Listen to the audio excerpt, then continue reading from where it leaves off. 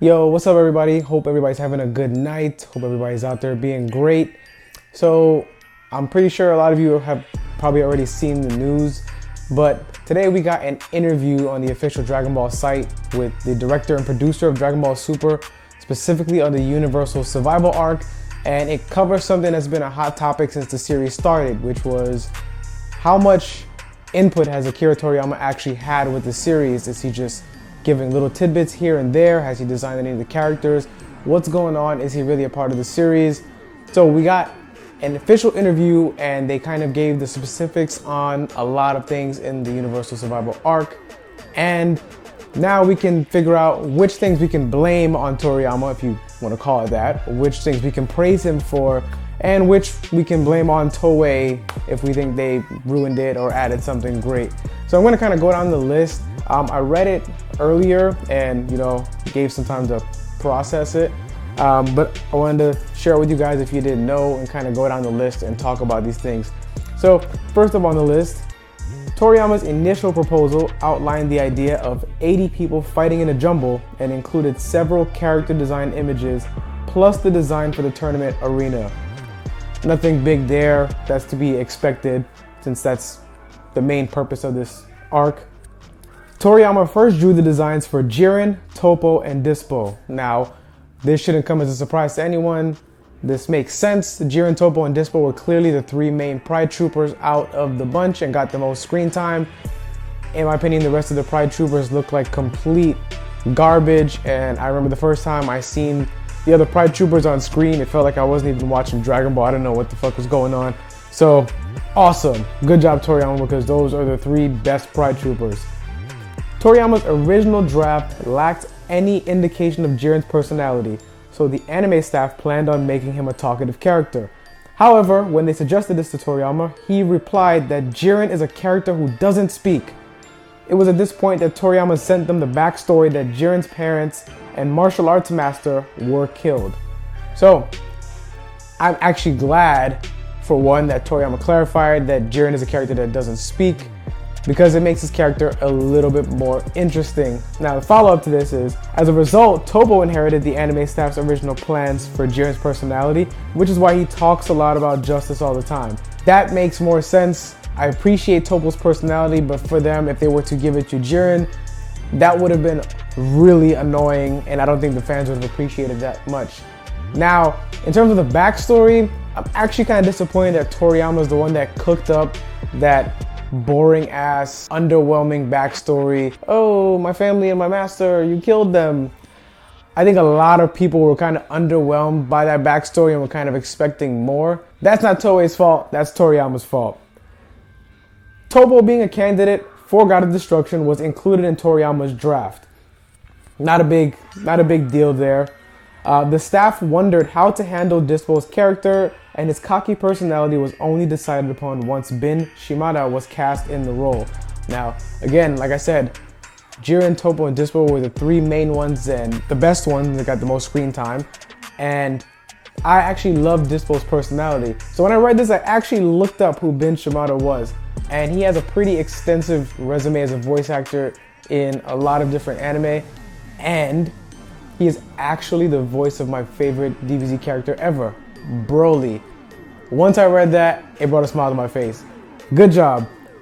So, the rest of the Pride Troopers were thought up by the anime staff. Again, they looked like complete and utter garbage, and I hated the rest of them, and they were just fodder and a waste of time.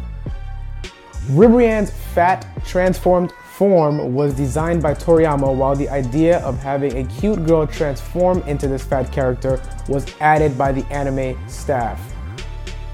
That was annoying. I hated the fact that Ribrianne transformed into that fat monstrosity.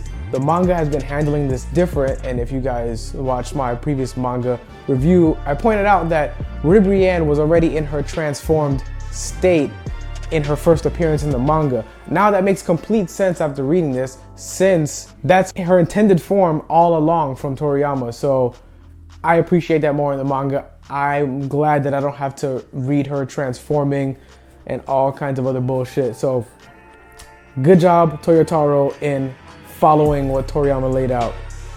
Neither cauliflower nor kale were in Toriyama's original draft. During a conference meeting, the subject of Broly's popularity came up, and so the anime staff created Kale. They made her a girl so that she wouldn't be exactly the same as Broly.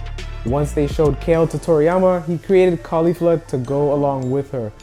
Toei did a good job there. A lot of us have always wanted Broly to be canon. They refused to do that, so instead they gave us Kale. I loved Kale's character design. I thought she was awesome. Now, after reading that Toriyama's the one that came with cauliflower, I got sad once again because I think that cauliflower's character design was the worst out of the 3 Universe 6 Saiyans. I'm not a fan of the fucking Aladdin pants. I think that character design is trash. You guys can flame me in the comments, but I hate that shit. I thought that looks bad. Toriyama's original draft included a document describing what happens to the Universe 7 warriors in the tournament from beginning to end. This included who Piccolo, for instance, loses to, and who survives to the end. The document included all the main points, such as the battle between Universe 7 and Universe 11.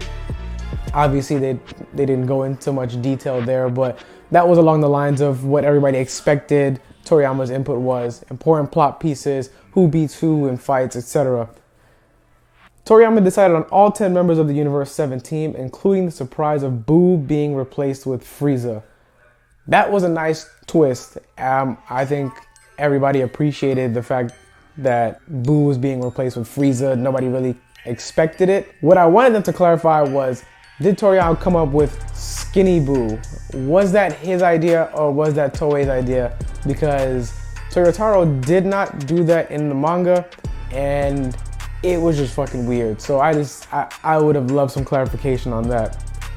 Next, as the flow of the story was decided upon, Toriyama came up with the idea of Ultra Instinct, including its name and design as a power-up for Goku that was completely different from Super Saiyan.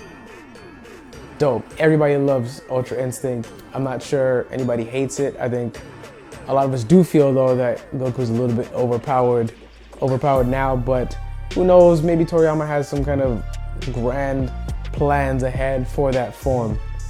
Next, Frieza donating his energy to Goku was not part of Toriyama's original draft. Neither was 18 and Ribrianne's fight over their differing ideas of love.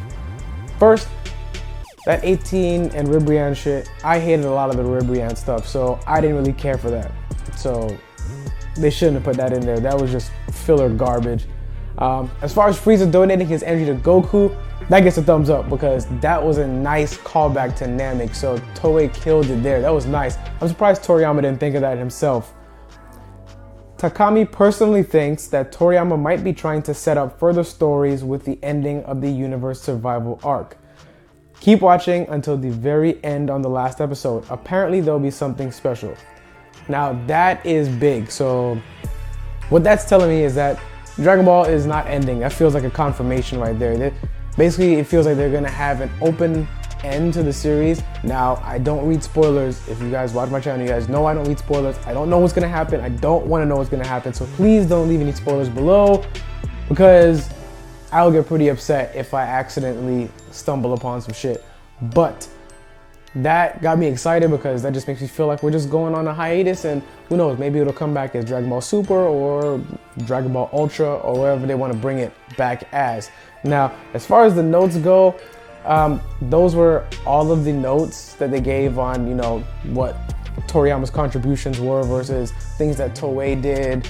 I really appreciated that because it gives fans deeper insight onto what's been going on behind the scenes, and a lot of us have always wanted to know how much input has Toriyama really had, and it's good to know that he was involved in the design of a lot of the characters and a lot of the cool stuff that's been happening, but he's also been responsible for some of the weird shit that's been going on. So not everybody's perfect, we know that, but we're just appreciative that we have Dragon Ball anyway. Did you guys read this? What do you guys think? Let's talk about it down below. What contributions do you think were dope and which contributions do you think were terrible? Do you think Toei should just take helm of the series? Do you think Toyotaro with the manga should take helm of the series and just keep it going? Let me know down below. Let's go ahead and talk about it. As usual, anything I wear in my videos, I designed. You can go ahead and hit the link down in the description below to check out my merch store.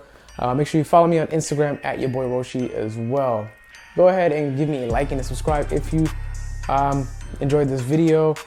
Again, I'm really appreciative that I now have 8,000 subscribers. I was not expecting that at all. I know a lot of you came from the reaction videos. I just want you guys to understand that this is not necessarily a reaction channel. I do talk about a lot of different things. We just did the reaction because we thought it would be something fun and different to bring to the channel. So I'm glad you guys all enjoyed it and you guys are here. Hopefully you stick around and check out everything else, because not only do I talk about Dragon Ball, I'll be talking about a lot of other shit as well. So that's all I got for you guys tonight. I hope you guys have a great day, night, whatever time it is you're watching this, and I will see you next time.